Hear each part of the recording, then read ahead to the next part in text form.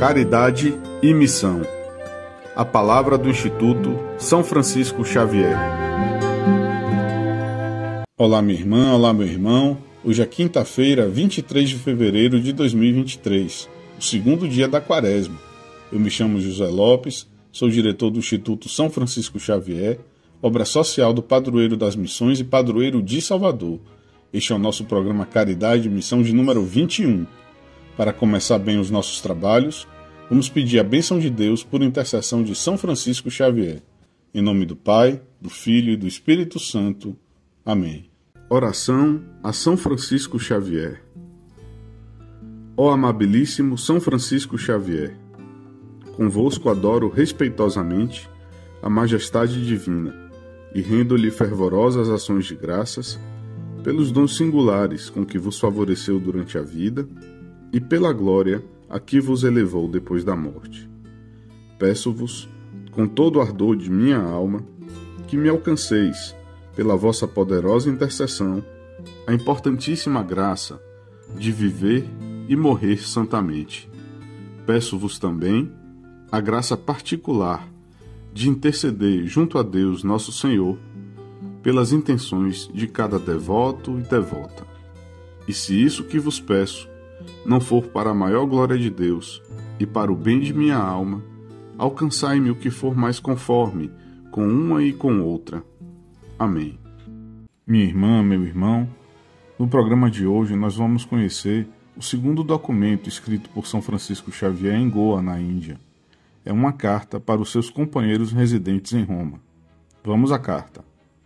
Goa, 20 de setembro de 1542. Quando de Lisboa partimos, Misser Paulo, Francisco de Mancilhas e eu, vos escrevi muito longamente da nossa vinda para a Índia.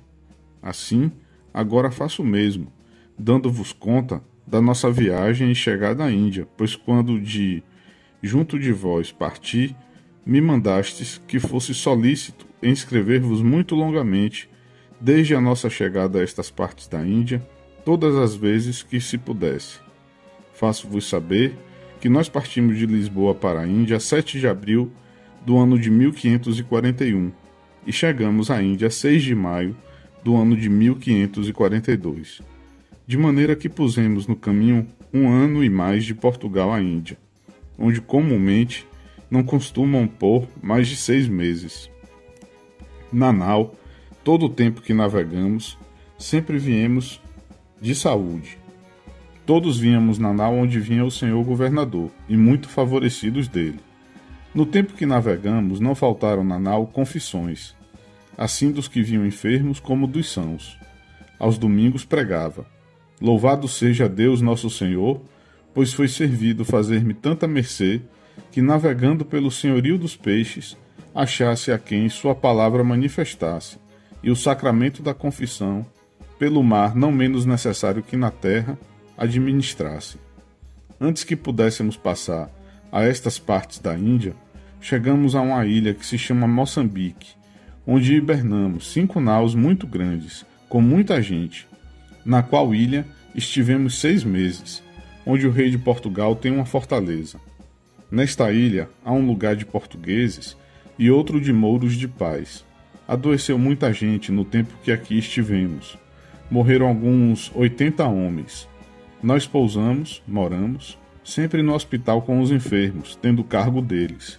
Misser Paulo e Mancilhas ocupavam-se das coisas corporais, e eu em confessar e dar a comunhão de contínuo, não podendo acabar de cumprir com todos. Aos domingos costumava pregar. Tinha muito auditório por estar o senhor governador presente.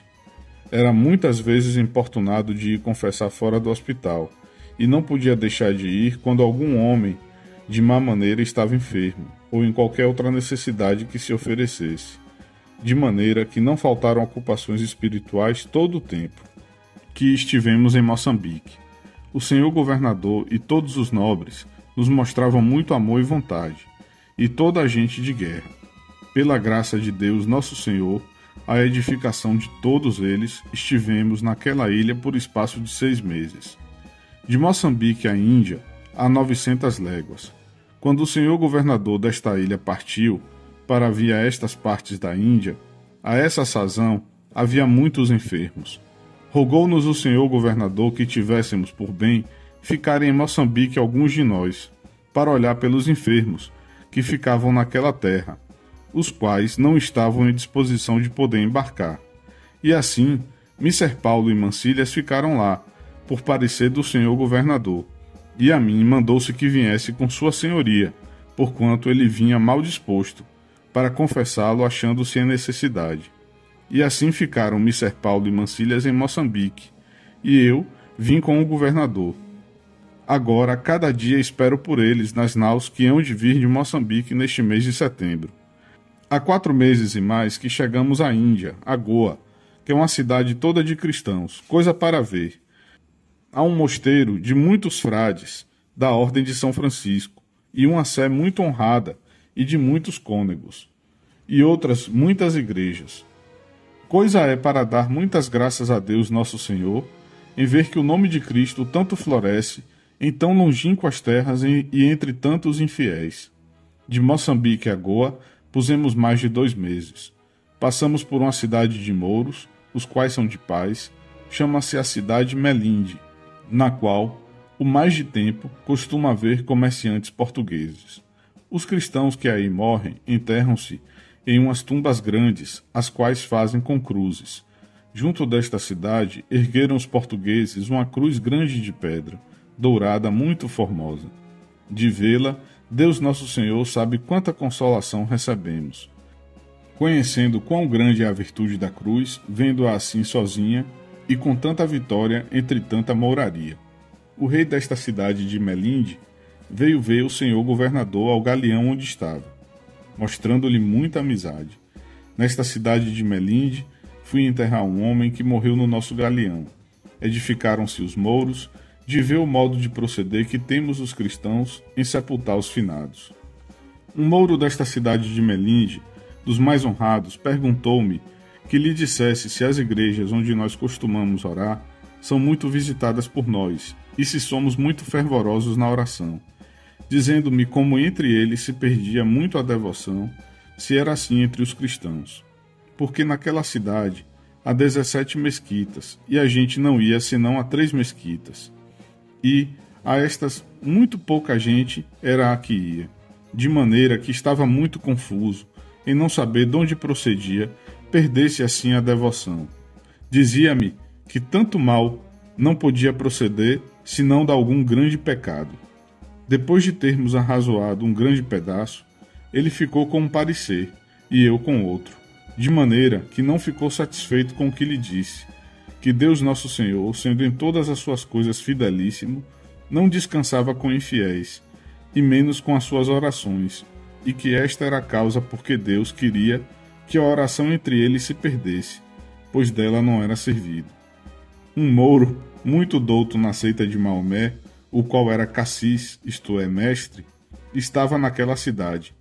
Dizia que se dentro de 2 anos Maomé não viesse visitá-los, não havia de crer mais nele nem na sua seita. Próprio é de infiéis e grandes pecadores viver desconfiados. Mercê é que Nosso Senhor lhes faz, sem a eles a conhecerem.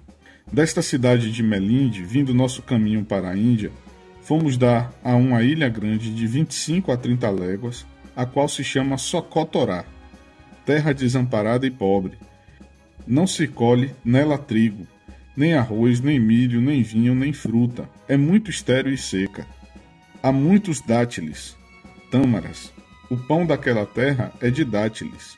Há muito gado e mantém-se de leite, dátiles e carne. É uma terra de grandes calores. A gente desta ilha é de cristãos. Ao parecer deles, por tais se tem. Prezam-se muito de ser cristãos, nos nomes, e assim os mostram. É gente muito ignorante, não sabem ler nem escrever, nem têm livros, nem escrituras. São homens de pouco saber. Honram-se muito de dizer que são cristãos. Têm igrejas e cruzes e lâmpadas. Cada lugar tem seu cassis. Este é como clérigo entre nós. Não sabem estes cacises nem ler nem escrever, nem têm livros nem escrituras. Estes cacises sabem muitas orações de cor. Vão à igreja à meia-noite e de manhã, e a hora de vésperas, e à tarde, a hora de completas, 4 vezes ao dia.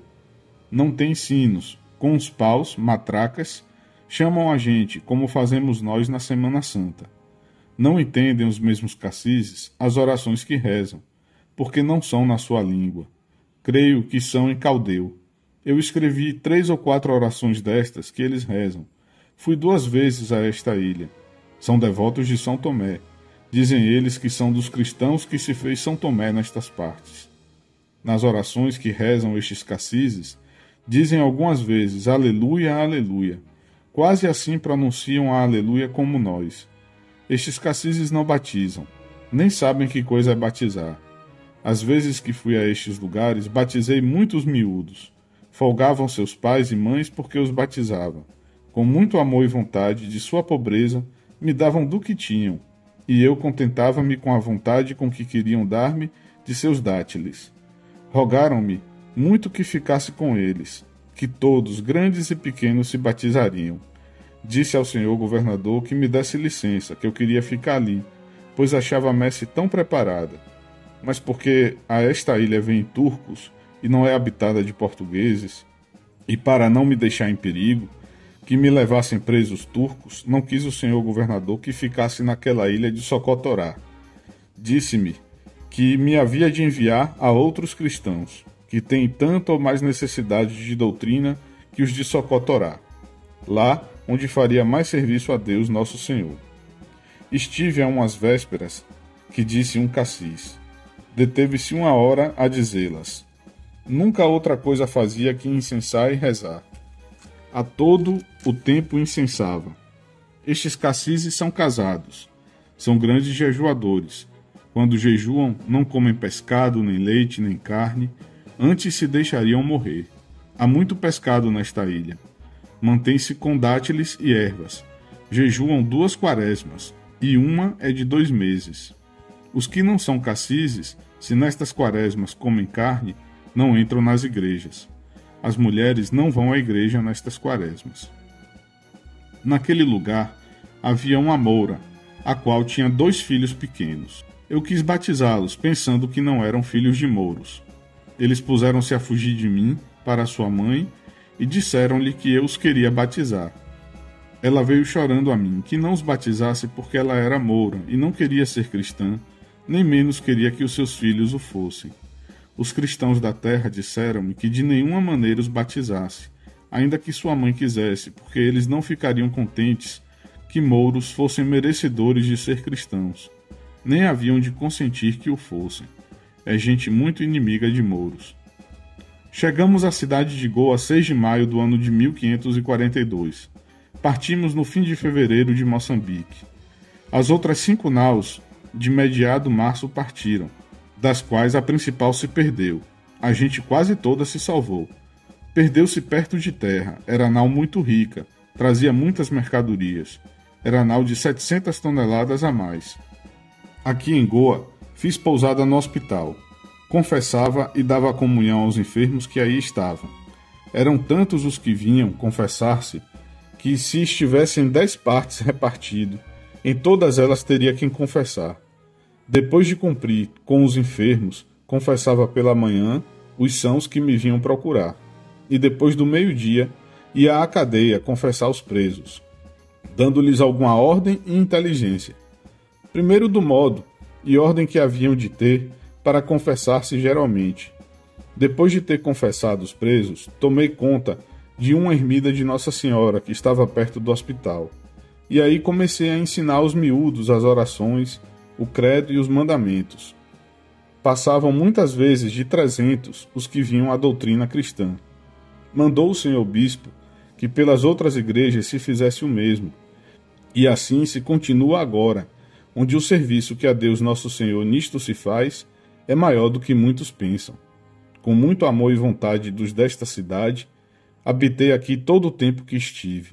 Nos domingos e festas pregava naquela ermida de Nossa Senhora, depois do almoço aos cristãos da terra, um artigo da fé. Ia tanta gente que não cabia na ermida, e depois da pregação ensinava o Pai Nosso, Ave Maria, o credo e os mandamentos da lei. Aos domingos, ia fora da cidade dizer missa aos enfermos do mal de São Lázaro. Confessei-os e dei-lhes a comunhão a todos os que naquela casa havia.